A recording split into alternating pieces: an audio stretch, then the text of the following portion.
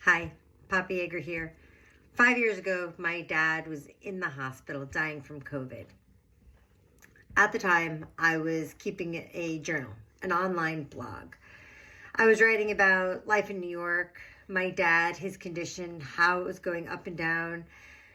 And then when he did die, I wrote about grief and how difficult it was dealing with grief at a time when everything was closed, when there were no wakes or funerals. My blog is now my memoir, Stolen, Love and Loss in the Time of COVID, which will be released in September. On April 11th, 2020, I wrote, Mayor de Blasio has closed the New York City public schools for the remainder of the school year. I've been avoiding the news.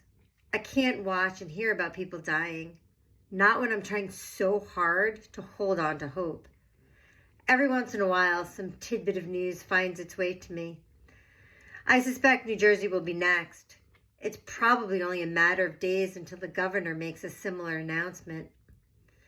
My son hates learning remotely. My spouse isn't exactly a fan of teaching remotely. I think they're both hoping that school will open up before June.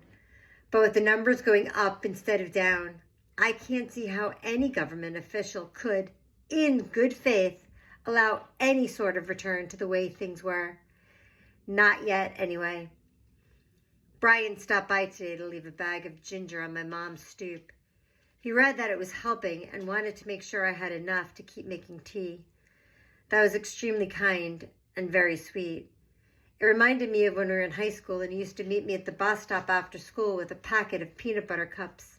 My favorite. Again, there is no change in Dad. He remains critically ill. Last night, a team of doctors and nurses flipped him onto a prone position, a rather complicated procedure considering he's attached to the ventilator and oodles of other wires and tubes.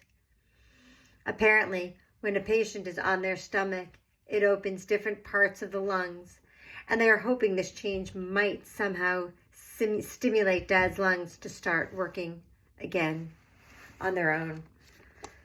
Stolen, Love and Loss will be out in September.